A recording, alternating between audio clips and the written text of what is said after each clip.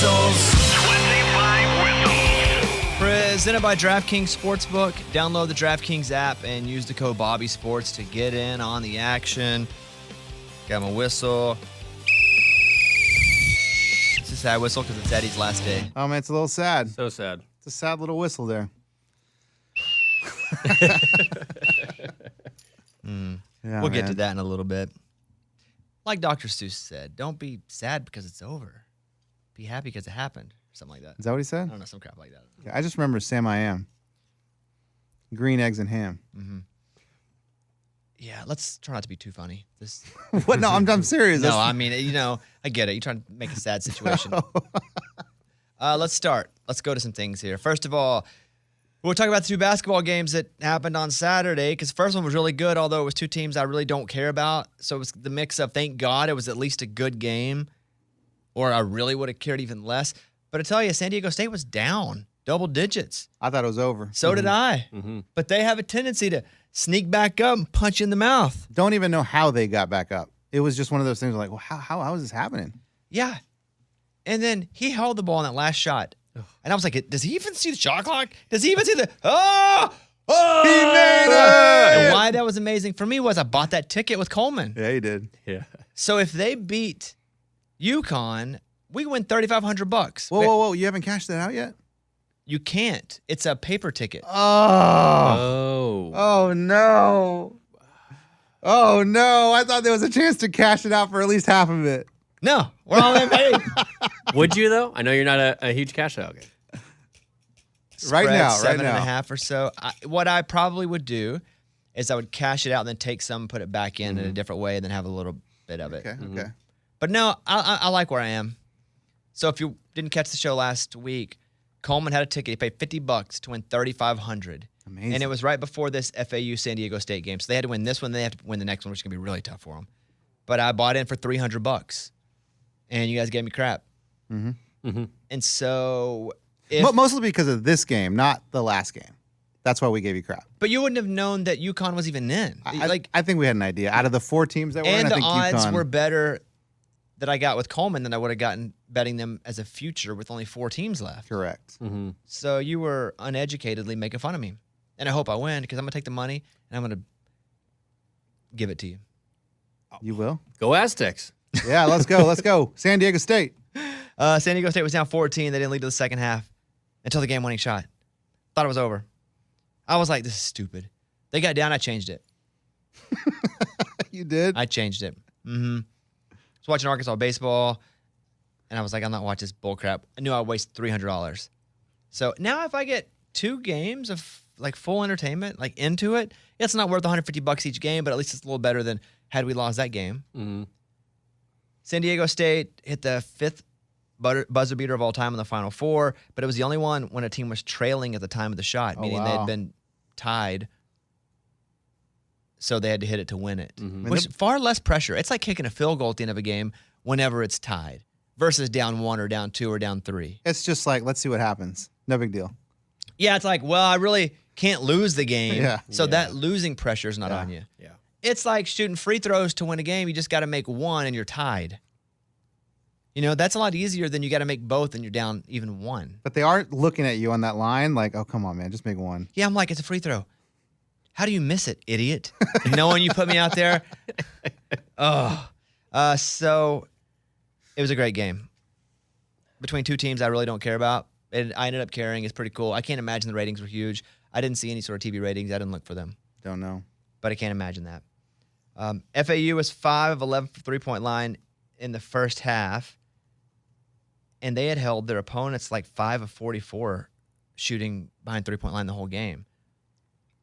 I don't even know what to say except let's go SDSU. That's all I know what to say. That's right.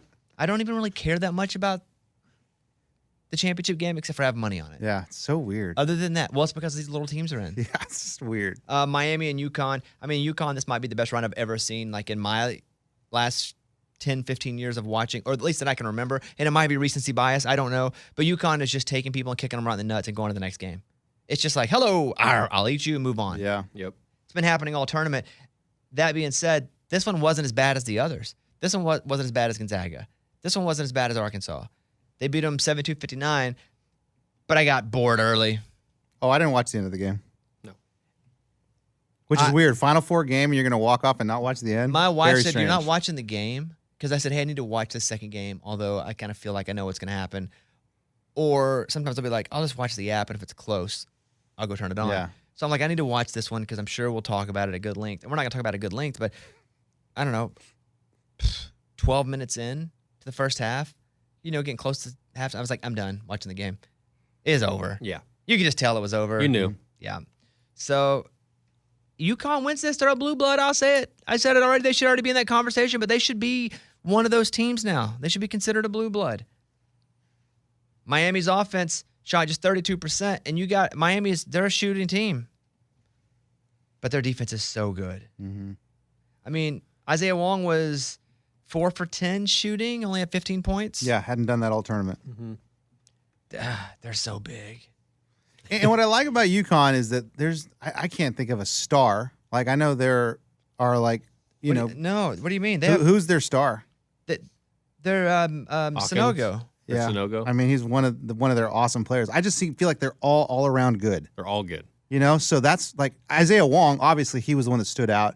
Marquise Noel stood out. Like, a lot of these teams have these like Grady Dicks. I feel like Sonogo is that guy, though. Ooh, man, they're all just so good, though. 21 points, 10 rebounds for Sonogo in this game, but he's averaging like 25 all tournament, I think, or around there. I don't know. I feel like Sonogo is that guy. But UConn wins. They will probably run away with it. But let's go San Diego State. I need to get that money. We're rooting for you, dude. I need to get that money. Here we go. The big storylines. UConn is 4-0. Championship games. That's pretty good. Low ratio there of wins to losses. All wins, no losses. That's a pretty good one. Mm-hmm. UConn has been hot from the front court, shooting 40%. The Aztecs' greatest strength on defense has been their ability to defend the three, so it's a good little matchup there. Ranking third nationally with opponents, only hitting 28% on the season. The matchup to watch for, I mean, Sonogo's the guy. If you can't stop Sonogo, he's just so big. Not tall. He's a tall guy. What is he, 6'9", 6'10"? 6'9", I believe, yeah. That's not a huge interior presence, but he's so strong and thick, and it sounds like I'm about to eat a burger. Yeah. Thick and hardy. Yes, but man, he's awesome. I hated me playing hungry. against him. And even their other guy, he's good. The big The old white 7 guy. foot, yeah. He's a a freshman. 7-footer. He's a freshman. He blocks shots. Nobody wants to go in. That's what I'm saying, man. What are you saying, man? That's what I'm saying. Big dudes. A lot of big dudes. A lot of talent on that team. Sonogo, I don't even know who you're talking about. Do you just go, that's what I'm saying, man? Yeah, man. You know what I'm saying? San Diego can actually win it. I don't think so. If they, let me finish here. I don't think That's what so. I'm saying, dude. At times, offensively, they tend to not put up points, like long droughts. And if they can just consistently or semi-consistently score, and if they can stop UConn from behind the three-point line, I think they have a chance to keep it close. They can't do one of these 6 minutes, no points, which they've done even longer. Yeah. And UConn can shoot the eyeballs out of it. 3-point. I mean, they're so good, but that's what they do is they play that 3D really good. The spread was 7.5 when I looked earlier. I'm not sure what it is now. Let's check it. We were with Matt Stell last night, and I thought it'd be 8. He thought it'd be 7. It started at 7. It did. Mm-hmm. He probably saw it then and lied. Yeah. 7.5. It is still 7.5. Yep. I don't want to touch that game at all. No, I don't me feel either. good about anything to do with that. Nope. So speaking of basketball, I did watch almost all of the LSU Iowa basketball. Wow. First time ever? Game. No, I've been telling you about. Oh my god. No. I mean, the first time ever watching the women's championship. Oh, championship. No, I've never watched it. no, I've watched parts of it. Okay. Like Notre Dame was making. I mean, UConn a bit. Oh, I remember when they were dominating. Tennessee back in the day. So I would watch some. Yeah. Okay. But I can't, not in a few years. But I I was only trying to watch because of Caitlin Clark. And she'd been crushing. I was showing Eddie clips a few weeks ago. It's And amazing. he's like, why are you watching this? Well, he sent it to me. I'm like, okay, great. And then I started watching. I'm like, damn, she's really good. I mean, she's coming off screens, not even seeing the basket, like taking the ball, can't see the goal, in the air, then finds the goal and shoots. It's like also Steph Curry range. Yeah. She was about 8 for 16 or something like that from 3-point, contested too. I'm not sure what it went off. Maybe she made 7 3-pointers. She did set the record, but that's not even. She didn't even win the championship. But she Yeah. was the star of it all. LSU wins. For the first time in history, the LSU Tigers are national champions in the NCAA women's basketball tournament. I'll give you 20 seconds of the final call. LSU wins their first ever women's national title. Morris has to get it across. Kim Mulkey, in year 2, has orchestrated a turnaround for the ages. LSU has captured its very first national championship. That's awesome. The LSU players, they were kind of taunting Caitlin Clark, which is all fine. During the game, I'm into it because Caitlin Clark was taunting the South Carolina. She was like, shoot it, let's go. Yeah. But they purposefully, their game plan was to try to make South Carolina shoot it from 3. So they were like taunting them to shoot it. They were like, you're not going to beat us inside. So they did beat number 1 South Carolina. And there was a part where Caitlin Clark was like flicking her off, like, shoot it then. We're not guarding you. So LSU was like, we take that personal. It wasn't about you. Yeah. Why are you taking that personal? This is talking to someone else. Yeah, she was flicking off, like flicking somebody else to shoot it. But the game ends, and I understand all the trash talk during the game, all that whatever, but they still wouldn't stop talking about her. Like, she owned them individually. They won the national championship, and they're still going, we're not a one-man team. Yeah. No, you're the national champions. None of that matters anymore. You're the champ. Stop worrying about her. Yeah, and you're still talking. That means she was in your head. Absolutely. All over She it. owned them. I've never seen anyone play that dominantly before. That being said, I haven't watched a ton of women's college basketball. I used to watch UConn, Rebecca Lobo, Yeah. because she was huge. But Caitlin Clark was awesome. More than LSU. I can't wait to watch Iowa next year and Caitlin Clark. Because I was watching her some this year just because mostly I would see highlights. And then if some of the tournament, I'd flip it on and she was just draining. Like I'm talking about, that little line. There's a 3-point line, and on the side, there's that little stick out line. Yeah. The one that's coming out of the side? Yeah, she's there. I got Allen Houston shooting him on NBA 2K, and he doesn't even make them from there sometimes. And he's like, I got That's him real. I got him up to like a 95 on 3-point shooting. He still can't even make them. She's draining them. So anyway, congrats to LSU. Who cares? But whenever I look at Kim Mulkey, and it's her second year on the job, they're first to ever win it. So she was at Baylor from 2000 to 2021. She won the national championship in 05, 12, and 19. Dang. She made the Final Four 5 times, but she left Baylor to go to LSU, even after all those championships and all those Final Fours. And I really expected there to be some crazy pay difference. Like, why would you leave Baylor to go to LSU when you're already winning championships? It's been proven that you have the ability, the resources, and you've done it. She went from making $2.3 million at Baylor to $2.6 million at LSU. I just really thought it'd be more than that. She from there or anything? Like family members? She went to Louisiana Tech. Okay. Maybe that's home.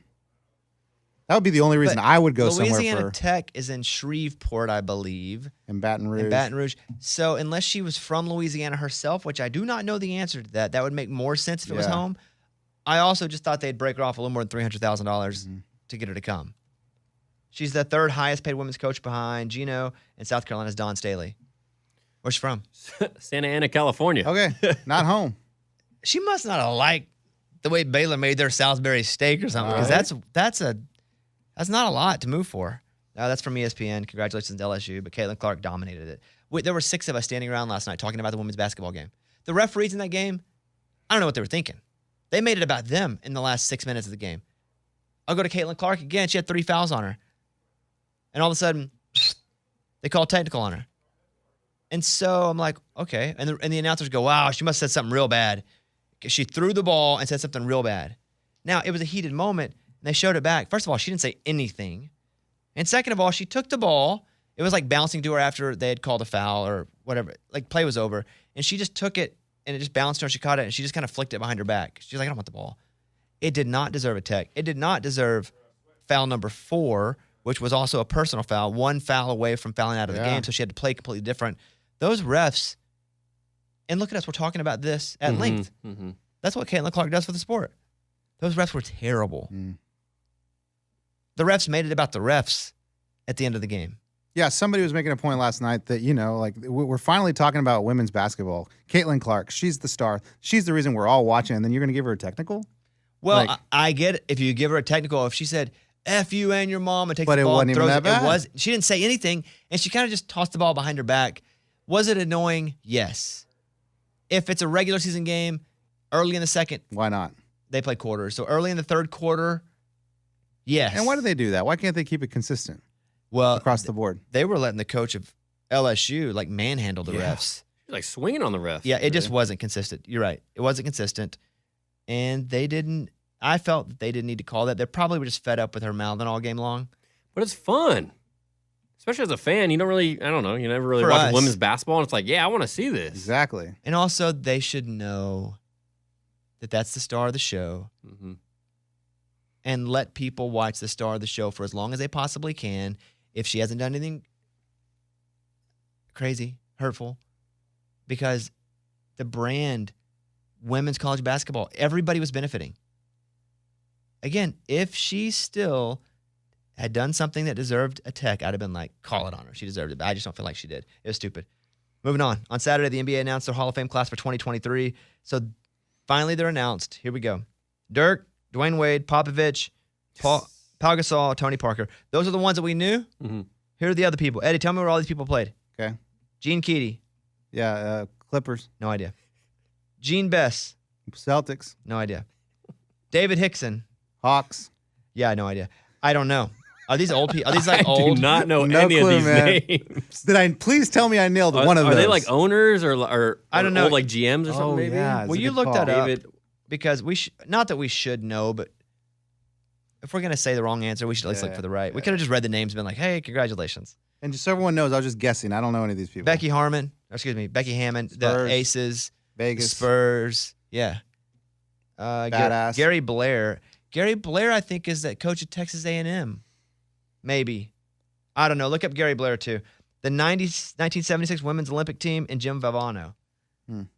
Which, Jimmy V? yeah. Finally. Yeah. Blair was A&M. Yeah, Blair was A&M. Blair was at Arkansas, too, before that. That's how I know Gary Blair. And then Gene Keady, announcer. Let's guess. Purdue Oh, yeah. coach. That's right. I remember. Yeah, kind of older guy had like comb over. Yep, exactly. Yeah. Big ol' head. Yeah, I don't have to do all Big that. old head. He's 86. Yeah. I know exactly who that is. I was an idiot. David Hickson, no idea. Clippers, right? What did I say? Boston? David. Come on. David Hickson. Come on, baby. Come on. He's a coach at Amherst. Oh, man. Okay. Gene Bess. Look at us. We're learning here. Yeah, I like it. We'll admit what we don't know, which is most. Former coach, it says. At, Missouri. I see Missouri. do you know they're actually not they're not in yet? There's one more round. So there's going to be more people? Well, no, but listen to this. Keep going. You said Missouri? It just says Missouri. I'm seeing Sport. Three Rivers Community College. Yeah, I used to play over there. Played a couple seasons. It's a great school. Yeah, also known as Reckley Get the Y. To be selected, inductees must receive 18 of 24 votes from the Honors Committee. These players will be enshrined August 12th. So did they already get the votes? I'm tired of talking about this. Yeah, they're in. Okay. Sacramento Kings are going to the playoffs for the first time since 2006, ending the longest playoff drought in NBA history. Good for them. Well, here's the thing. I was looking at who would be playing who right now, and the fact that if the Kings win, they got to go play Golden State, that would suck. Yeah. What a year to go in at 3 when the Warriors are going in at 6. And they've been hurt for a lot of the year, the Warriors, and they're better than they actually are. Yeah. But who's hurt from the Warriors? Is Wiggins out? Wiggins has been out for A while. for family Okay. reasons, Oh, really? right? I don't know about. I don't know. I just know he's out. I Look didn't and know why. see, because I was watching some of these Paul Pierce and stuff talk about it, but if it says family reasons, I can give you the situation. The rumor that's probably not. Not exact. Not. I just give it to you. What's it say? Oh no, I don't know. I'm listening to you. Nuggets are going to play the play-in winner, the 8 seed. The Grizzlies are going to play the play-in winner, obviously. We'll talk about that in a second. The Kings and the Warriors and the Suns and the Clippers, if it all happened today. The more fair would be the Kings and the Clippers, and the Suns play the Warriors. But there's still a lot of shuffling to be done. 1 week left. Yes. It just says personal. That's yeah, the so official. the rumor is, it's probably not true, I don't know if it's true or not, is that his kid with his girl is not actually his kid. And that's the rumor, because I saw like Paul Pierce tweet, like, tell me this ain't true. And then immediately I was just like hitting that, trying to find out what he was talking about, because he wouldn't say it, although he was like subtweeting and being vague with a tweet. Then everybody else was listing down below what they thought it was. That's tough. So I would say, I don't think it's true. But if it is true, you take time off for that. He's been out since Valentine's Day. Like I get it. Oh, that's a hit, right? Like you're like, oh man, that's I don't even not know cool. if it's true. But I'm just saying, like if it is, I'll go back to playing basketball. You think We can figure that out unless later. that's your kid, I mean, you think it's your son or your daughter. I know someone like that. I know someone that happened to. Yeah, I do too. I do too. Yeah, stuff. Here are the teams playing in the play-in over in the East: the Heat, the Hawks, the Raptors, and the Bulls. Over in the Western Conference, the Lakers, the Pelicans, the Timberwolves, and the Thunder. I don't want the Thunder. I want the Thunder to have a better draft pick. They're really young. They've been playing really good considering who they have. They don't even have their first round, their number 2 pick from last season. Yep. Who's Chet. Yeah, Holmgren. I like the Thunder's probably my favorite team, but I hope they don't win and move on to the actual playoffs because I'd love for them to have a better draft pick. Regular season will end on Sunday, April 9th, so this Sunday. Play-in tournaments April 11th through 14th, and the playoffs start April 15th. But the playoffs feel like they're 10 years. Yeah. They're forever. They're like a legit 2 months. I just saw too, and we'll talk about it in a minute, the new collective bargaining agreement in the NBA. Mm-hmm. Mid-season tournament. Mm-hmm. $500,000 to the winner on each play. Each player gets $500,000. Oh wow, They win it. That's cool. That'd be cool. Yeah, Eastern Conference right now. Bucks at 1, Boston at 2, Philadelphia at 3, Cavs at 4, Knicks, Nets, and then the 4 playing. I mentioned Heat, Hawks, Raptors, and Bulls for the play-in. Nuggets and Grizz still at 1 and 2, Kings at 3, Suns at 4. It's a dangerous 4, man. Mm-hmm. Golden State and the Clippers, and then playing for the play-ins of Pelicans, Lakers, Timberwolves, and OKC. So there's that situation. We do have Andy Roddick coming up, who played in the first ever Pickle Fest. Nah, that's probably not it. Pickle Fest. Grand Slam of Pickle? Definitely not called a Pickle Fest. Slam. Pickle Slam. They should have called it Pickle Fest. So we'll talk to him, and I've kind of been keeping up with a little bit. And he's, former world number 1, won a major, was like top 10 for like 13 years or something. I forget the actual, but he was top for it. And then it's to pickleball, and he had been giving the pickleball players a lot of crap. He's like, can't be that hard. He's like, you're doing what I did, but on a smaller court with a wiffle ball. So It's awesome. we'll talk to him coming up in just a minute. But I asked him who he was going to put, like who's going to win the Masters. We got to figure out what our parlay is here. So he picked Scheffler. You'll hear him say that. I like that pick, but he is the defending champ. Scheffler, but to win it though, Yeah. still the odds are at plus 700. Oh yeah, It's so hard to bet. I don't think I've ever bet on a winner and then had him actually win pre-tournament. Oh, I've done that. Sergio Garcia. I forgot what year it was, but man, that was I think it was at plus 850 as the winner. That's pretty good odds. Yeah. This is plus 700 for Scheffler. Maybe it was. Maybe I got him second round or something. I'm gonna go. Here's what I'm gonna do. We're just gonna throw some crap at this. Pick somebody top 20, Eddie. I got you. Go ahead. Let's go top 20. You want to hear the top? No, I already looked at the list. So let's go Justin Thomas. Oh, he's at minus 120. Okay. Pick somebody top 30, Kevin. Let's go. Go with whoever you want. It can be somebody top 5. It's just hard to pick them, so pick whoever you want. Jason Day. Ugh. Okay. Why not? Okay, why not? I don't know. Oh, it's on down there. Okay. Hey, that's your dark horse. We don't need a dark horse, though. The odds are going to be good. No, I know. I think anyone you pick, the odds are going to be good. Yes. Okay, so Scheffler, we're going top 10. Justin Thomas, top 20. Jason Day, top 30. And I'll go with top 40. And I'll take, Dude, you can go anyone here. I'm going to go with Spieth.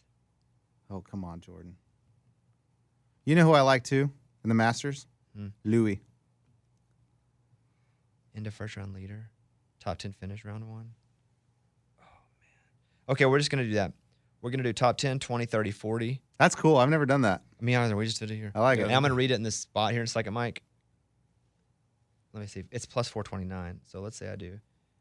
It's not a crazy bet. $50 makes you 264.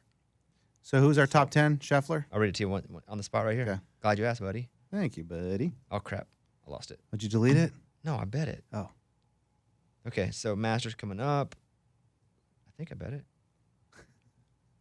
Okay, here we go. All right. Reminder, the 25 Whistles brought to you by DraftKings Sportsbook. Download the DraftKings app. Use the code BobbySports to get in on the action. Here's your parlay. It's a 4-legger. like a dog. Scotty Scheffler to finish in the top 10 at the Masters. These are all right. Masters bets. Let's go. Justin Thomas to finish in the top 20. Let's go. Jason Day to finish in the top 30. Interesting. Same. Interesting. Jordan Spieth to finish in the top 40. We can do that. Those four, as of right now, at plus 429. If you bet $50, you make like $250. If you bet 20, you make 105. Hey, that sounds like a bunch of smiles right there. Ooh, let's go. I don't usually blow the whistle during that, but I felt pretty good. I like it. We didn't want to put Tiger Woods anywhere?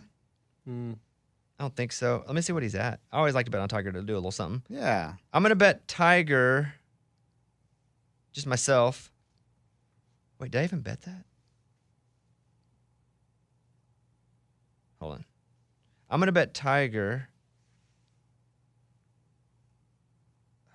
Let's see. Eddie, what would you bet Tiger? To make the cut. Yeah. I mean, that's his course, man. So you wouldn't bet him like top 10? No. I would not. No. Although there was that one year when he surprised everyone. I know. Let me look at Tiger after I finish this.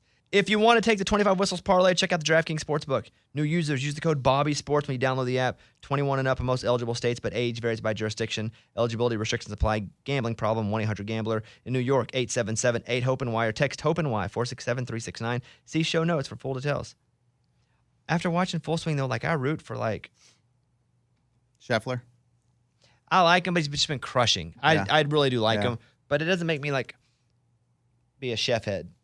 Is that his I don't fan know. base? I don't know if it what is you or call not, him? but that's what I call him. Yeah, like a deadhead. Yeah. Dude, I forgot Dustin Johnson's playing. I'm curious to see how these live golfers are going to like come together with some of their old PGA buds. Yeah. I almost said Brooks just because he won this past weekend, but I don't trust him. He won what? I don't Liv? trust him not stealing my Liv, wallet. yeah, he won the tournament over the weekend. Is that Not stealing is that a my big deal? Just he's the first one to win a couple of them. Wow. Yeah, first two-time winner, right? Wow. Yeah. Okay. Yeah. But they're playing like four guys. Right. I watched a little bit of it. It's kind of weird to watch And where did you watch that? at home. No, like what channel? Oh, CW? Is that Yes. CW, so they have a network deal with. Wow, Yes. wow. All right, Tiger Woods. I'm going to pick Tiger to finish in the top 10. He's at plus 550. Top 10, 550? Mm-hmm. And I'm going to All go $50. That's my whole month. That's more than my whole month. No, you made some money playing basketball on NBA. Oh, I did. I You forgot. Made $30 so far. That's what I'm I can talking Venmo it about. to you, but you got to play me today. I think that's my cap. I think I'm done with you today. Okay. Tiger Woods to win it all. Do you want that? No. Mm-mm. I mean, you can bet it. Oh, Or you can just man. give me the money. How much are you Plus going to bet? 50? 6,500. I'm going to bet $18 for $1,200. I like it. And That then would be what? so cool. What else was I doing with Tiger? Top 10. Yeah, I'll look at that later. All right. In other news, the NBA and the National Basketball Players Association are agreeing on a new 7-year collective bargaining agreement. Basically, here we go. Players must play 65 games to get awards, All-NBA, MVP, etc. So there's a limit. The All-NBA teams are now positionless, which I think is good. Mm-hmm. Because if there are only 5 good centers, but there are 40 great guards, you shouldn't have the second-team center be somebody who wouldn't have been a top 50 player in the NBA. So I like that. It's positionless. Basically, it's just the 5 best players. So the first team is just the 5 best players. Yep. The end. So now you can have like Embiid and Jokic. Yes. The in-season tournament could arrive as soon as next season. Each team will play a number of pool play games that determines the 8 teams that advance to a single elimination tournament. The pool play games start in November, the Final Four in December. Each player on the winning team wins $500,000. Wow, that's cool. I like tournaments too. I do. I Because you love get- them. In all the sports, you get a little bored mid-season, except for NFL. Baseball, you get a little bored. Basketball, you get a little bored. Just because there's so many games. The NFL, the games matter more because there are only 17 now. Mm-hmm. So that's cool. Tiger Woods practices at Augusta as Masters Week begins. Here you go. Scotty Scheffler plus 700 if you want him to win it. I think that's just the back-to-back. Rory plus 700. They're the leaders. Yeah. They have the best odds. John Rahm, not plus 900. Spieth plus 1,600. Justin Thomas, Cameron Smith, Morikawa plus 2,500. Now, if you finish first, you win $2.7 million in the tournament. Wow, that's nice. If you finish ninth, you win $435,000. I'll take that. 10th, you win $405,000. Cool. So that's the money you're dealing with there.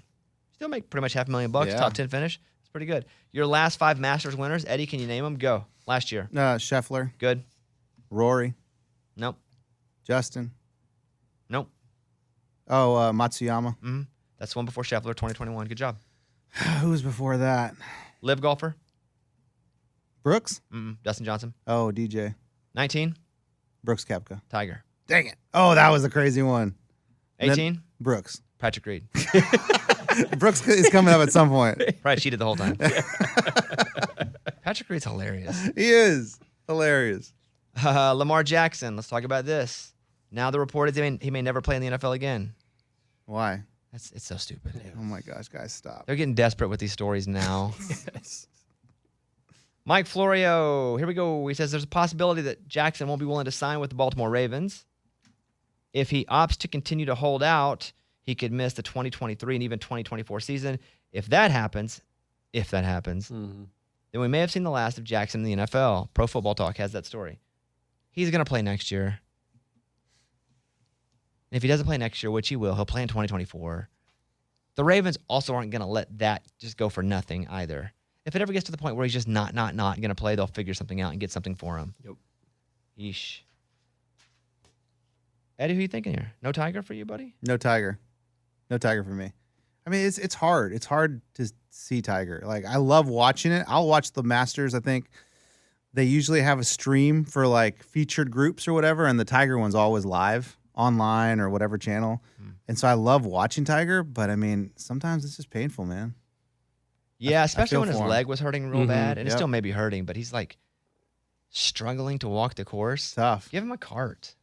Yeah, right? Yeah. I mean, we're Exactly. still going to watch him, so put him on a cart. Give him a cart. Is there not a medical exemption rule at all for I've never seen. Has that ever? on the PGA? at I remember all? John no way. Daly got in trouble for riding a cart or something.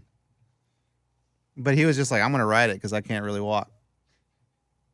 in a PGA event. Yeah, he had something wrong with his leg or whatever. I just would think there would be some sort of, and I'm sure Tiger wouldn't want to do it, but I would feel like there would be some sort. What if you were a professional golfer, but you had some sort of handicap? Like, don't you think they would create a rule that people could play? What do you have? You have to apply for a special exemption with the PGA Tour to actually get one and use it during a major tournament. I'd apply. It's like a service dog. Everybody's got a service dog, even though it ain't a real dog with service. Emotional dog. Yeah, emotional Yes, support there you dog. go. I'd apply immediately. I feel like they would give Tiger that pass. He wouldn't want it though. Mm-mm. I think that'd be a him thing. That's true. And if he won it, would it count? Yeah, You know, like if he won the tournament, if he won the Masters Right. or the golf cart. it would count. But yes, I see your point. Mhm. Because that's not how the Golden Bear did it. Right. Right. Exactly. There was a funny picture of, I think it was like Rory and somebody else, and they were standing beside each other now. But back in the day, it was an old picture from like the 60s, and it was Jack Nicklaus and Arnold Palmer. And Nicklaus and Palmer were smoking cigarettes as they were playing golf, and Rory and somebody else were eating bananas. They were like, times sure have changed with young golfers. That's so true. All eyes are on Augusta, Georgia for golf's first major. Join the action for a shot at winning big. DraftKings Sportsbook. This week, new customers will receive an odds boost to add plus 1,000 to any pre-tournament wager, up to $10 on any golfer to win in Augusta. I'm so jealous. I got a friend, that's Ben Rector.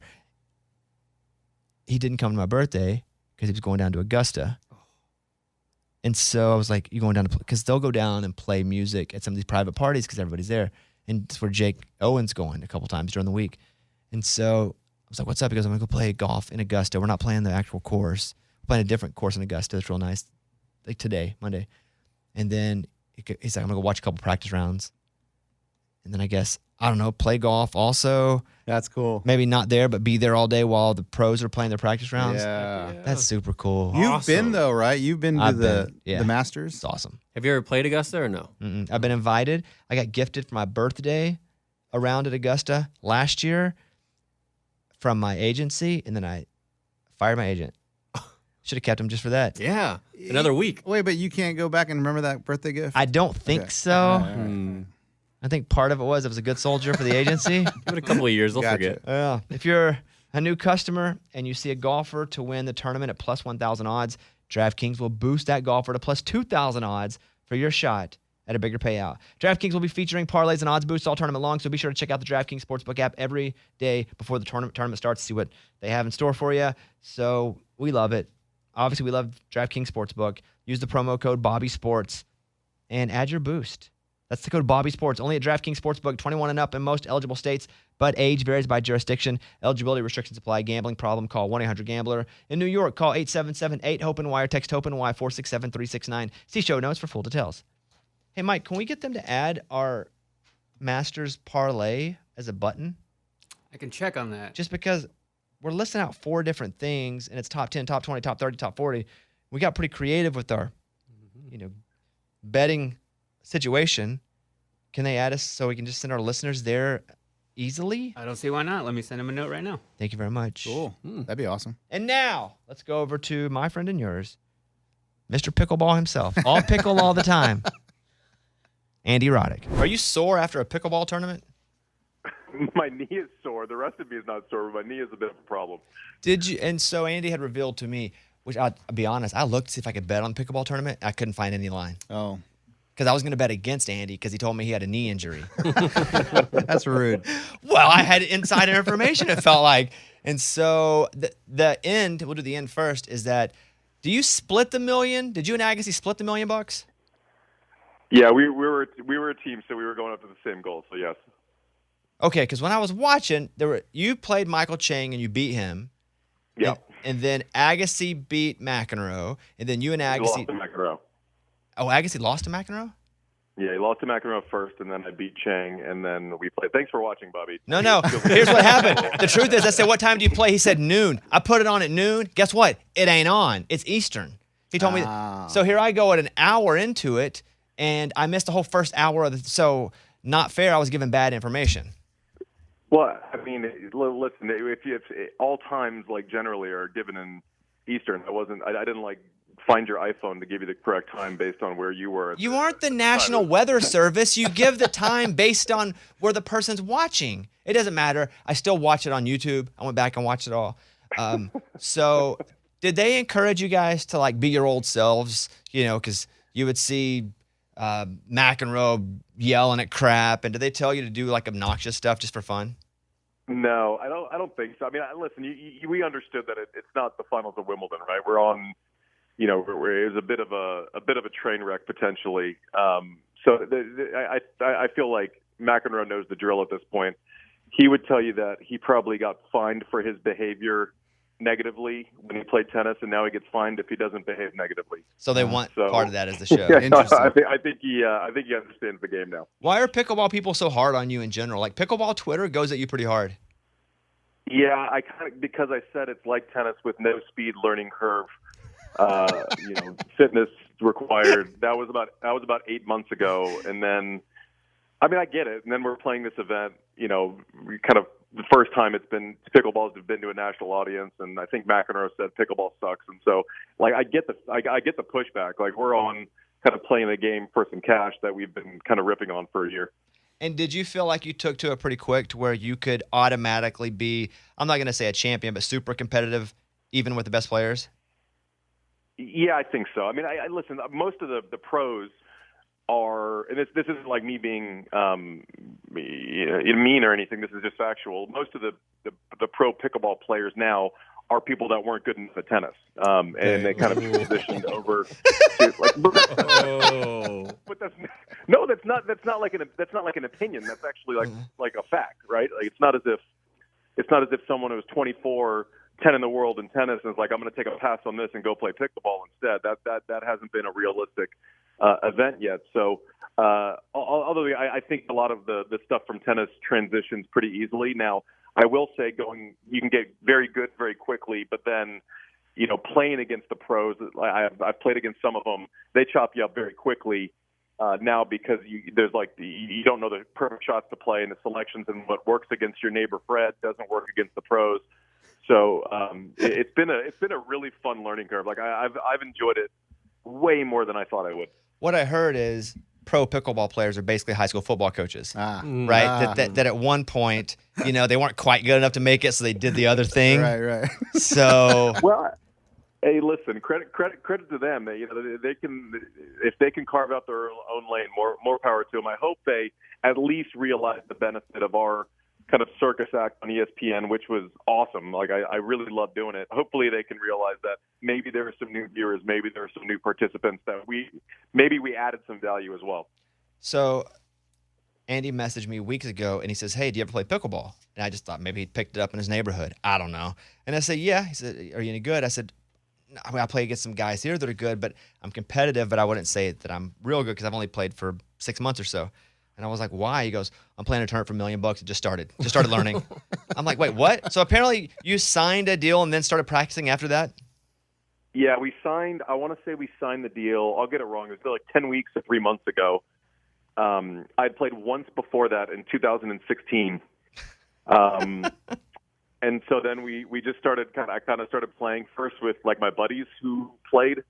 And then it was kind of sourcing games and trying to find people in town that played well. And then, like my most fun day, I think, from this entire experience was Agassi and I ended up being in LA on the same day. And there was apparently this high level pickup game that always happens at the same place on Saturdays. And so it was 2 weeks ago, Andre and I roll up on this pickle game and kind of getting into it. It was so much fun. It was awesome. Is it like if, Iverson pulls up to a pickup basketball game where they automatically, it doesn't matter who's playing, like they step off to let Iverson in the game? Was that how it was when you guys pulled up? And did they know you were coming? Yeah, so we had asked and been invited by the person. I don't know that everyone knew we were coming, but I think some people did. No, I think it was the opposite. I think it's like, I've been talking a fair amount of trash about pickle, so we're going to like kind of show these guys, how much they don't know. And how did they do against you? Did they show you how much you don't know? It's weird. It all works in levels. Like you learn something, right? People are better than you, but then you figure it out very quickly, right? So you take your beating for 15, 20 minutes until you figure it out, and then you kind of get to neutral ground. But it was almost like you had to get your teeth kicked in a couple times to kind of figure out how to go about it. So this is another annoying to me thing, but great for him thing about being a professional athlete and being friends with Andy. I remember when Andy picked up golf, he was like, yeah, this is like 2 weeks. It got real tough, and all of a sudden I was a 3 handicap. And I'm like, that's not how golf's supposed to work. Like, you're a professional athlete with crazy body control and hand-eye coordination. Like, I play pickleball. I'm still learning crap. And he's like, we play with the pros, and 6 minutes later I was beating them. But I took my lumps. That's not what I said. That's what it feels like, though, because you went in. And what were you able to translate from tennis? Was it angles? Is that automatic with you when on a smaller court? No, the angles, the pacing is tough because it's like in tennis, Andre put it great. He said, you're kind of patient, and then when the opportunity presents itself, you go hard, right? Like you once you kind of sense blood in the water, you go hard and attack. And pickleball is this weird where it's like you're freaking out to get into position, and then you have to calm down all of a sudden. So it's kind of counterintuitive, but I think the main advantage that the tennis players have when they go into pickleball is the pace of shot doesn't affect us at all, right? It's not as if someone hits it hard and we haven't seen that feed before. It's the softer things and kind of like when you have to keep it down when your instinct is to go hard. That's probably the toughest thing to learn. Do you feel like that flame burning again to go and compete? Obviously, you're not going to compete on – No, don't laugh because you are a competitive, fiery person. Did it make you a little bit go, I want to actually take this on and see if I can win this at a high level? No. So I loved it. I had like when we played that event, it's so much fun. I haven't had that much fun doing something competitively in a long time. Like all four of us walked off and like that was an absolute blast. But to like go play somewhere for the prize money they're playing for and kind of upend my life no. What about an occasional pro tournament? Would you get in one of those if it was close? No, because I don't think so. No, because I like similar to you. I don't know that I would commit to doing something. I would become obsessed with it. I would all of a sudden like upend my life because I'd entered a pro pickleball tournament and wanted to be good at it, and had an ego about it. So it's kind of like knowing your personal weaknesses. I would not do that. Eddie won't really play pickleball yet. No, I haven't done it yet. I mean, it looks cool. It looks like, Andy, it looks like something I could do because it's way smaller. Like a regular tennis court, I can't run that far and like do it for that long. But this, I think I can do. But how different is it? Like, because you're not putting topspin on this thing, are you? No, but Eddie, you've been working out hard recently, right? I mean, don't give That's yourself some right. credit. Why does he sound like sarcastic about that? No, I'm saying give yourself some credit. He lives sarcastic. Like his tone always is sarcastic, even dude. if he's not. It's hard to differentiate. Go ahead. No, there's no top spin. You can't create you can't really create spin, right? It's a little bit different, but that's what kind of makes it easier to learn because the ball's not jumping around everywhere. Everything is kind of more muted and a little bit slower. What did you do to your knee? And did you tell them before you played, or did you keep it quiet till after? No, I mean we're all together because this thing is we're doing promo together and we had to play a little thing the day before, so that they knew that I wasn't perfect and I had a kind of a brace on. So I think I'm getting an MRI this week. I think I have torn meniscus. It's kind of the general consensus. So we'll see if I have to have surgery or not. But I mean, they knew, but they also knew I was going to take like a bunch of pain pills and probably be okay for the match. Do you play any tennis at all ever? Not really. No, I think I've played in the last 6 months. I don't know that I've played. How fast do you think you could hit it right now? 126. Why that number specifically? Because that's about what I've clocked in on when I've kind of gone out there and played these, exo events or whatever. But the difference is now, though, it's not so much like the pace. I can't hit it as hard as I could, but I can't get the ball to move anymore, right? So it'd be like if Mariano Rivera went out and threw a ball now, he could probably throw it, close to 90, but he wouldn't get that movement that he used to get.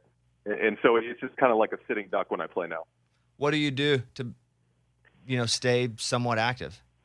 Mostly naps. Yeah. Yeah, like I'll switch positions during naps. That's good. Sometimes. Do you ever get bored being retired? I think I would just go crazy. Well, no. I mean, just because you're retired from one thing doesn't mean you're retired from all things. I still work hard. I still, am doing work every day. It's just not physical work. Like, I start like companies type thing. Like you're thinking man's work. Yeah. I mean, I've co-founded a number of companies and work. I mean, a foundation that you and Eddie have been so generous to over the years. So every day is kind of full of work, but it's not. It's weird for me to kind of go back with this pickleball thing to do something that's actually front facing because most of what I do now is kind of in the shadows. How old's Michael Chang now? I don't know. He won the French Open. I don't want to put Eddie on the spot with math, but he was 17 in 1989. So probably like 50, So what was that 51. now? Yeah. Somewhere around there. And were you able to just move him all around the court? Like, did you feel like at will, since he was a lot older than you could just move him around? Honestly, it was the first time I had ever played singles in pickleball. Was like when we did it. So I really didn't know what to expect. I think serve was a little bit better. I think his serve was not great. So I was able to kind of get forward a little bit. I will end on this, and we got a couple more things, but I texted Andy last night. I said, hey, when you get a crazy pickleball endorsement, let me know because I'm going to take some gear. Because back in the day, I don't know, 15 years ago, when Andy was playing tennis, and I'd be like, what you got? And he would hook me up with all the best tennis stuff. I was terrible, but I had the best rackets, the best shoes. I had everything Lacoste. I mean, I had like $10,000 in just stuff, and I was the worst. So I'd show up to play, and they'd be like, this guy must be legit. I couldn't even get over the net, right? And so I hit him. I said, hey, let me know. And he goes, oh, I've already got a deal. What do you want? I'll send it over to you. So, Nice. So everybody in the room, nothing free for you, but I got free pickleball. Cool. Yep. Thanks. Thank you. No, I'll Eddie seems like he's on the verge of trying it out. So we'll send some stuff for everyone. Eddie will take anything free. Absolutely. Right, Eddie? I mean, I don't think I bought anything in like 10 years. I know, Eddie, Clothes-wise. I think you've become an Arkansas fan only for the free T-shirts. That is it. And hats and everything There's else. something to be said about that. Hey, who's going to win the Masters? Oh gosh, let's see. At this point, I hope McIlroy does. But I think Scheffler. I actually think we might see a repeat champion for the first time in a minute. Did you watch Full Swing at all on Netflix? I haven't watched it. No, the Full Swing came out. There was a tennis one that came out also. But I'm a huge golf fan. But I don't know. I think those shows are more kind of like a starter course for someone that's not a fan of that given sport, right? Like the F1 was awesome for me because I knew nothing about F1. But I was kind of bored watching the tennis one. back because it's something that I follow closely. I think what I liked about Full Swing was I didn't know really these people at all. And Scotty Scheffler, Yeah. although I would see him win, until you see that he never won, and they kind of pull it all out calendar-wise, he never, boom, win. And then he just kept winning. Like, I didn't know it was with that intensity until I watched Full Swing. I like it. But, yes, they do break it down. They go, now, if you get it in 4-on-4, that would be called a par. Say it with me, kids. Par. Yes. Okay, we're putting Scheffler in our deal today. That's his pick. Love Scotty it. Scheffler, we're going to put him down. All right, hey, congratulations on the money. Congratulations on, I guess, not having a clip embarrassing yourself. That's always what I worry about, more so than something good happening, that something terrible would happen. And, do you say we'll pickle it up sometime? Is that what you say? We'll play with pickles? What do you say when you... I mean, maybe like we'll play pickleball. Yeah. I'll play with your pickle sometime soon, and we'll... No, that's not it. That's not it either? Tickle your pickle. We'll tickle your pickle. Oh. Got it. All right, hey, congratulations, man. That's awesome. And we're looking forward to the free stuff, right, everybody? Yeah. Yeah. Thanks, Andy. Yeah. All right, dude. Good to talk to you. Yeah. All right, thanks, Andy, for coming on. And we will be looking for our free pickleball equipment. Swag. I don't want swag. I want equipment. What do you mean, like shirts? Swag is like, I don't know. Nah, a fan. Yeah, I don't want a fan. A plastic bullhorn. Do they have their own shoes? Pickleball shoes? Probably. I mean, I've never seen them, but I'm assuming anybody that's in a pickleball racket business will probably get into some sort of shoe. What are those rackets like? What are they like? Wooden? What are they like? Yeah, they're like ping pong paddles, but they're Okay. square. They have holes in them. Nope, the ball does, though. It's a wiffle ball. Ah. We can go out and play. We can go out and play today after the workout. What? Balls like a wiffle ball? The ball is a wiffle ball, just bigger. There's no way I'm going to play with you after our workout. I will go play sometimes after the workout. Ugh, that's a lot. That's too much. After can our do it. workouts, I can't even move. No chance. You can do it, Eddie. No chance. You saw the last time I worked out, I stayed on the ground for like 10 minutes. He did. He laid there. I think I saw a picture. hurts. Okay, well, Kevin, you want to set up this next interview we're going to here? Yeah, it's the former president of the Miami Marlins. Came over from Montreal, and his name is Dave Sampson. This guy was super interesting. Talked about it, doing a little research on him, and he's done a lot of different things, and he's a great business guy. Won the World Series with the Marlins. That's He was the cool. president there for over 15 years, right? Yeah, over 15 years. He was a big part in the sale of the Marlins, buying the Marlins. Derek Jeter got some great stuff. So David Sampson, he's awesome. Here he is. Here he is, David Sampson. Hey, David, how are you, buddy? Good. How are you? Hey, super good. Thanks for being a part of the show. Everybody you Looking got forward to it. check out Nothing Personal with David Sampson. What I like about it is that because you were, president of an organization for so long, which would be the Marlins, like you actually understand a lot of the things, even the idiosyncrasies that are happening with management, with ownership. And you're also not part of that anymore, so you can say whatever you feel. Like that's got to be just so refreshing to be able to do, right? It's liberating. Yeah. It's like the minute I got the text alert that I had been fired by Derek Jeter, and that's a true story. That's how I lost my job, was a text alert from ESPN.com. But as soon as that happened, I just felt unshackled. I immediately got into the media world because I wanted to get paid for talking. And most people won't actually tell you the truth about what's happening because they want to get back in the game to the extent they've ever been in the game or know what's going on. And our industry is full of people who don't actually know what goes on just because they've never done it. Yeah. So it'd be the equivalent of me trying to say what it is to, be a rock star. I can't do that, but I can certainly get people in the room.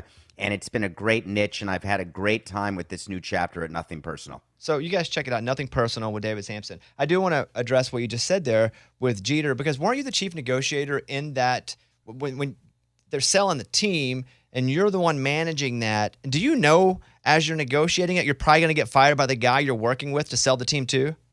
Oh, it was amazing. I negotiated myself out of a job, and that doesn't happen every day. But I knew what I was doing. I had a job to do for our owner. He came into my office and said, sell the team. And I said, let me do it. We don't need to hire bankers. You don't need to spend $40 or $50 million as a fee. I can do it. And it's easy because I had so much leverage because I knew Jeter wanted a team so badly. And he spent the whole sales process trying to convince me that he wanted me to stay on. So we went to the Soho House and we went to his house in Tampa. And he let me meet Hannah as though that would make a difference, as though I would choose him to be the new owner because I thought I would be saving my job. And I knew inside that A, he wasn't going to keep me, and B, I didn't really care. I just wanted the highest price. But I let him think that he was doing a great job. Like I would say, hey, I'm really excited about working with you going forward. It's going to be great. And he said, oh, yeah, we're going to get a lot of good things done. Meanwhile, inside, I just said, hey, just go up by another $100 million so we can keep talking. And so when you were kind of playing him in a different way than I guess anybody else that was trying to get the team because you knew just how desperately Mr. Baseball wanted a baseball team. And so you use that to your advantage? Well, especially because it really wasn't his money. It's way easier to play people when they're using other people's money. So he had the ear of Bruce Sherman, who is now the controlling owner, was always the controlling owner. And Bruce Sherman basically genuflected in his general direction. Derek, whatever you want, I just want to be near you. I want to be around you. And meanwhile, Derek was negotiating, but every time he went up in price, he knew it wasn't his money because he actually signed an employment deal that paid him back for his initial investment in the team. So it really was a great deal from Derek's standpoint right up until he got canned himself. But at the end of the day, knowing that he and A-Rod don't get along and that A-Rod wanted to be an owner of a team, knowing there were other bidders, including the current owner of Inter Miami, a man named George Moss, you just get a lot of groups together, and you really don't need to be a genius to get people to overpay.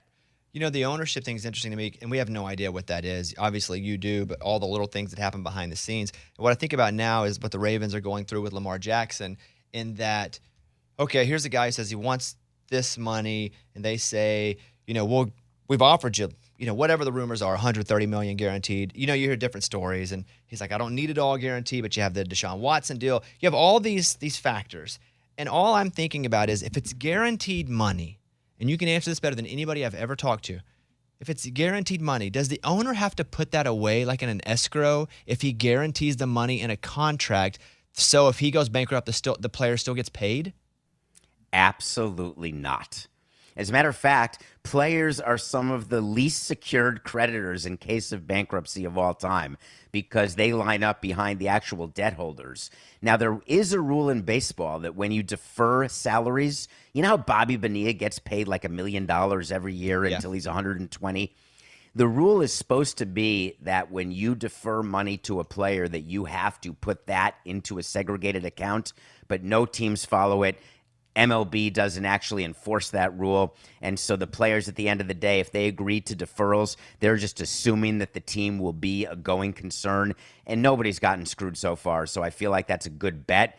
And deferred money used to be a very smart thing for teams to do because they would pay the player zero interest and they'd invest that money and make Madoff-like interest. But these days, that doesn't happen as much. So when they guarantee money, they're not guaranteeing they'll still have money 7 years down the road when they've guaranteed. I didn't know the answer to that. I'm surprised that there isn't some rule in place so a bunch of people don't get screwed eventually. I'm just trying to remember from all the contracts I did. I don't think I ever did a deal where the player guaranteed me that he'd still be good at the end of the contract. Well, but you're not paying him to stay good, just to stay on the team, though, right? No, I'm paying him to be good, better. I want him to be good. I don't want to make a bad signing yet again. I don't want to be criticized for it. I'm hoping that the player we sign keeps getting better as they get paid more. It just doesn't work out that way a lot. What's the hardest thing about being a president of an organization? Like one of the least glamorous things, because all I hear is you get tickets up front and all the hot dogs you can eat. Do you know that in 18 years in Major League Baseball, I did not have one hot dog at the ballpark? I did not know that. And why? Was that a purposeful decision because you weren't eating hot dogs? No, I like where your head's at, but no. It's the same reason why in college I lived above a Taco Bell and I made a deal with myself that I would never go into the Taco Bell. Because my feeling is if you go in once at the end of a long night, you might as well just bank it that you're going to go in every night.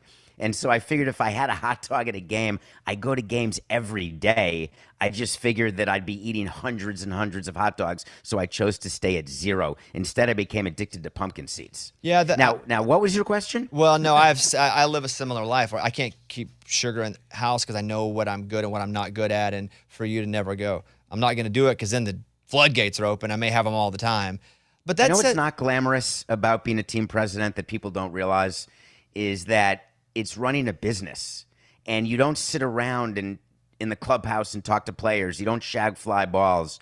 You are worrying about profits and losses, and you've got HR issues and finance issues and sales and marketing, PR, all of those things, not many of which are glamorous. But the most important thing that people don't focus on is that I have not come across another job where everybody thinks that they're better at it than you are, and that they comment on everything you do, and they think that everything you do is wrong. It's sort of like when you're a lawyer, somebody like sitting in your office saying, oh my God, that's the worst motion ever, or that's the worst argument ever.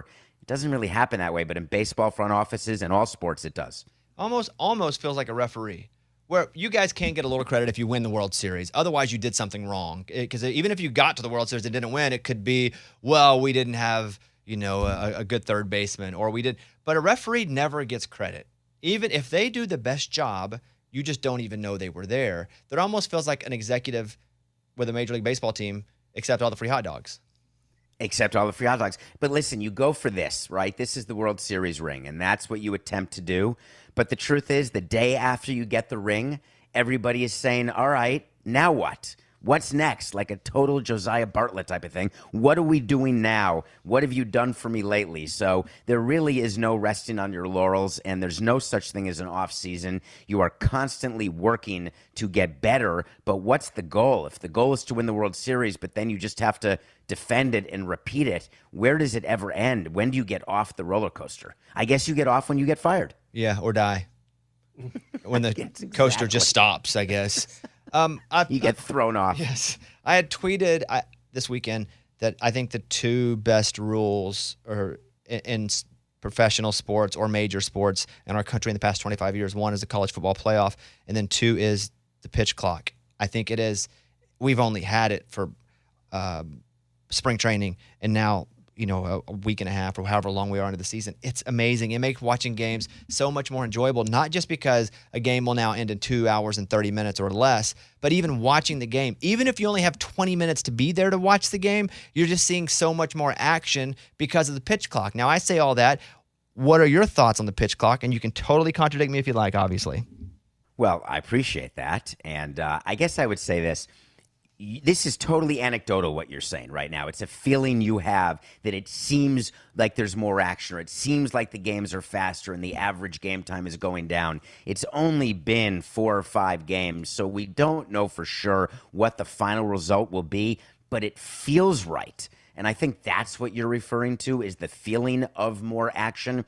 I love the fact that games are starting earlier. That's why it feels like they're not going so late in the night. Weekday games are starting at 6:40 in many markets instead of 7:10 or 7:07, and then you combine that with the shorter game time. But I think the really important issue that baseball has to confront is the payroll disparity, and the fact that the Mets can go into a season with $380 million and the A's can go into a season at $33 million, because I think that helping around the edges like these rule changes is important, but making sure that all markets have at least a hope at one point in time to compete, I think that's going to be the biggest issue that baseball has to overcome in order to build its fan base. Two things. One, upon your comment there, even if the games do run longer, it seems like their games are like 13-11. And I'm okay with a longer game if there are more runs being scored. And listen, I'm a massive baseball fan. And even I'm starting to go, are we serious? We're going to what? This It's almost like when Giannis shoots free throws sometimes, these guys that are pitching. It just takes for freaking ever for a pitch. So even if the games aren't sped up, that means so far, you're right, way more action. And that I love, because baseball just needs more action, period, however you get it. I think that's why the young kids aren't playing it as much, because it's not fun to watch. And if it's not fun to watch, how do you even get into it to begin with? The second thing that you said, the money. So the NFL, they have a minimum they have to pay. The owners have to put in. Does baseball have a minimum, or could the Oakland A's just do $5 million and they got a bunch of scrubs from the softball league?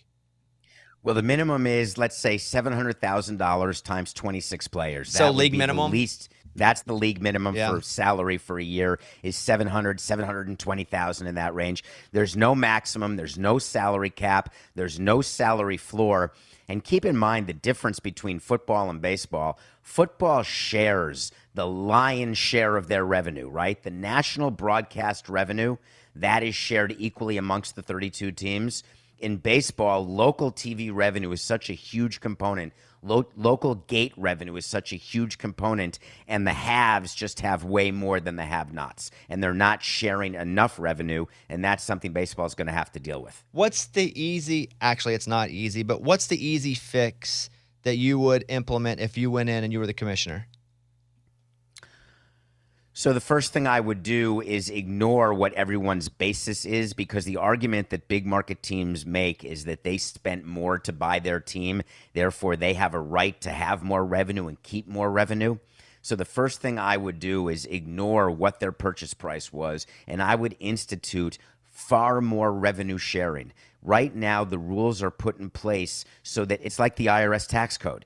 Teams spend millions of dollars trying to avoid paying tens of millions of dollars into revenue sharing.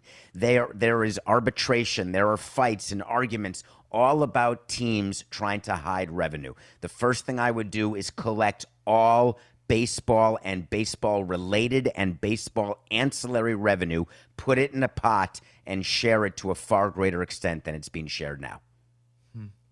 Yeah, that is. I just thought he'd say something like charge $1 for tickets. That was pretty detailed there. And again, that's why we have you here, because you can lead us into some things that we don't even know to even consider. And I think about teams being sold now, and the Commanders they're supposedly being sold. You know, we have bidders. You have Magic Johnson's group. You know, Dan Snyder's always kind of odd anyway. I don't know if he's your friend or not. But, like, what can you tell us about what's happening, maybe not even with that team specifically, but when they're trying to sell the Commanders and multiple people are bidding, what's going on in that office there? Well, there's several issues. When someone's buying a sports team, don't look at it like you're buying a company that's traded on the stock exchange. It's not a revenue multiple. It's not an EBITDA multiple. What makes sports teams worth what they're worth is something that I call the ego premium. The ego premium is what someone will pay to feel important, what someone will pay to get to go to a party and say, I own a baseball team, what somebody will pay, as Steve Ballmer in LA said, I founded or helped co-founder of Microsoft, I can't get a dinner reservation. Now I own the Clippers. I can do whatever I want whenever I want to. And he wrote the check out of his checking account for the $2+ billion. So owners decide they want to get into it, ego premium. Now, when you've got multiple bidders, Daniel Snyder's in a position where he gets to decide on behalf of him and his partners what he wants to get for the team. And you can hold out for that price, except if you're Daniel Snyder. Because what's being held over his head is that if he doesn't get this team sold before next season, there is a real likelihood that 24 owners will vote and force him to sell and take over the sales process. The NFL doesn't want that. The other owners don't want it, and Snyder certainly doesn't want it. So it's in his best interest to choose one of these groups and get the team sold, and I think that's what's going to happen. Do you think there'll be an MLB team back in Montreal? No. Do you think there'll be an MLB team in Nashville? Better chance, but no. Is Vegas first? Vegas should have been first a long time ago, and Vegas is going to get one. It's funny, baseball would not expand into Vegas. I went personally to Vegas and met with the Mayor Oscar Coleman, trying to move the team in Florida to Las Vegas when we couldn't get a deal done in Florida. And there were showgirls around, and there was pomp and circumstance. We had a great idea for a new stadium, but we did not have the support of Bud Selig because of his relationship with Bart Giamatti, the old commissioner who suspended Pete Rose over gambling, and that's why Pete Rose is still suspended, by the way, incidentally. But baseball was not embracing gambling. And guess what? Hockey got there first. Now football's there. So baseball's now third. LeBron wants a team there. So there could be 4, but it's time for baseball to hurry up. And even though they're late, they should get there. But the reason you're not seeing teams relocate to Vegas, even though there's a rumor that the A's will, is Vegas is being held out as an expansion city. because in the case of expansion, there's something called an expansion fee in the billions, and that gets split by all 30 current owners, and they get to pocket it or use it for payroll or whatever they want, but it's a huge help to their bottom line. So you want to save as many cities as possible. I'm sorry, but that's why Montreal is still going to be considered, because it helps with competition. All right, final thing here. I just want to brag on you for a second and then ask a question. So, Eddie, I'm going to read you some stuff about David here. Okay. He was named one of Sports Business Journal's 40 under 40 for 2 years in a row. Wow. Back in 2003, 2004. We talked about him being chief negotiator for the sale of the Marlins. He was the first active major team president to complete an Ironman in 2006. He ran 52 miles from Pompano Beach to Marlins Park to raise $600,000 for a charity. Dang. I'm going to keep going. Now, I got a point with all this. Okay. I just want you to hear it. He completed the World Marathon Challenge, running 7 marathons on 7 continents in 7 consecutive days. Woo! So he's Forrest Gump, right? He's Forrest Gump of, sports and business. But then I get to this, and I'd just like for you to comment on this, David. You were kicked off Survivor really quick. I need to know what happened there, because you got everything else. You got you got to buy the tail except for Survivor. Let's just say that when they dress you like Thurston Howell from Gilligan's Island, and you've got a blazer on and an ascot as your buff, and then the name of your tribe is the Brains Tribe, and then you're elected the leader of the Brains Tribe, I would say there's a solid chance you're not going to win. And my view was, from a cost-benefit analysis, I'm not going to sit on an island for 39 days not to win $1 million. So if you're going to lose, second place is the same as 18th place. I'd rather get out after 3 days and have a cheeseburger and a beer. Did you get to hang out in the hotel? Did they make you hang out in the hotel the whole time? So you're there pregame and you're there postgame. And I was running a team at the time. That was filmed in the summer of 2013, in the middle of my only 100-loss season, I believe, in my career. And I had to get back to the business of running a team. My staff, when I was gone to film Survivor, not allowed to tell them I was doing it, they actually, and what does this say about me? They thought I was in rehab. That's funny. True. Yeah, that's funny. Okay, look, we're big fans. Thank you for your time. I want everybody that's listening now, if you love sports, if you love like an entertaining sports business, meaning you get to know like the real stuff happening behind the scenes on a lot of this, but not in a way that is so granular you don't understand, you're going to like Nothing Personal with David Sampson. David, we really appreciate the time, and thank you for spending a few minutes with us here. We hope you have a great week, man. Hey, you too. Have a great day. Thanks, David. All right, that's it. Thank you. And with that, we bid Eddie a fond farewell. Oh, man. This will be our final show with you, buddy. The time has come, huh? Well, for you, more time, though, for, everything. Yes, everything else in my life. You know what? I did want to ask you guys one thing, though, before I left. Just if there are any updates on the Cowboys, just give a little respect, in my honor. Over on the Sore Losers, do they respect the Cowboys? No, 0%. I think we respect them more than they do. I know. But, if something comes down the pipe and I'm not here to defend my boys, step up for me. I will if I feel that it's fair to defend. I never do that. It doesn't matter if it's stupid. Just say, hey, man, it's our year. Stuff like that. This is our year. How we about should get them a couple Cowboys? clips of Eddie saying a few things, and we can play them All back. right, do them right now, Eddie. You Okay, ready? Eddie, give us like 5 of them. Okay. Number 1 is going to be what? Ready? Oh, you can just do them? I'm just going to do them. Go ahead. Guys, this is a great move by the Cowboys. This is the reason why the Cowboys are going to win this year. That's a good one. That's one. Okay, go ahead. Okay. Number 2. Wow. How about them Cowboys? Solid. Good. Number Good. 3. Man, and I told you, Dak. This is why you paid Dak all the money. This dude's awesome. You may never use that one, so just keep it. But you didn't give us a spot to edit it, though. As I was saying, You it got to do it, though, with a second of pause at the end. You can't just go like, oh, never mind. I got it. And you guys doubted Dak. Look, that's why Dak is the quarterback for the Cowboys, and that's why we pay him all that money. Definitely not going to use that one. Scene. You're Go ahead. Definitely not going to use that one. Let's see. What's the last one? You get 2 more. Oh, two more. I don't know. Just roll with those 3. Use those ones. We them boys. Oh, we them boys? Yeah, go ahead. All right. We them boys. Okay. And cut. Yeah. And then what's the last one, Mikey? Do some sad ones.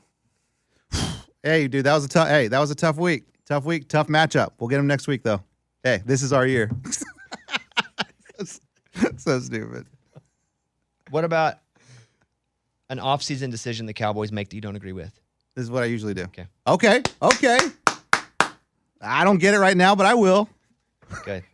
We'll make a little sound wall, Mike, and then we'll go to that when we need to. All right, final thought. Eddie, we'll go to you last. Yeah. Okay. Kevin, go ahead. Eddie, I am gonna miss you, but this isn't about you. Nice. I do want to see a good game tonight. That's all I'm hopeful for. Hopefully, UConn. I don't know. They or San Diego State keeps it close and UConn doesn't blow them out. I'll tell you what, if San Diego State wins, you guys can go ahead and count yourself, be a little richer yourself. I'll cut you in a little bit. Hey, Let's go Aztecs. let's go. Just give you a little rooting interest there. I mean, the way it's been going, we really don't know. Like since the Sweet 16, I've like missed every pick. You ever gonna listen to the show, Eddie? Of course. Especially like somebody. It's like you're breaking up. You're like, you still gonna follow me on Instagram? I know. if somebody How like long you tweets last? me or something like, "Hey, they're talking about you," I'll listen. Hey, you guys, don't be mean to me though. All right? Don't be like, "Oh, if Eddie were here, he'd do this." We'll probably do that sound. Yeah, for sure. Also, again, I want to shout out Caitlin Clark. I was reading that she will make more NIL deals next year because she has to stay. She can't go play NBA basketball, WNBA, until after next year. But she'll make more NIL deals next year than she would have made in salary in the WNBA. No, that's crazy. Jeez, it's awesome. Which is massive. Yeah, it's really cool. So I've never sat and watched a whole women's championship. I've watched some of the games, but never all of it. I think it's exciting whenever there are, generational players that bring an interest to things. Caitlin Clark, women's basketball. Steph, men's basketball. Andy Roddick, pickleball. So we like that. And I don't know. Now I'll be following Iowa next year a little bit. I've been just watching her shoot from so far, so quickly. Was amazing to see. I didn't see a single dude do it like that in college basketball. So I like that. New people bringing us to a new sport. And finally, Eddie. So I want to ask you guys something before I say goodbye, but I do want to talk about Anthony Rendon. There was this video of him fighting with a spectator. He's walking out. Did you see this? Is he a UFC guy? Who, Rendon? Yeah. He plays baseball.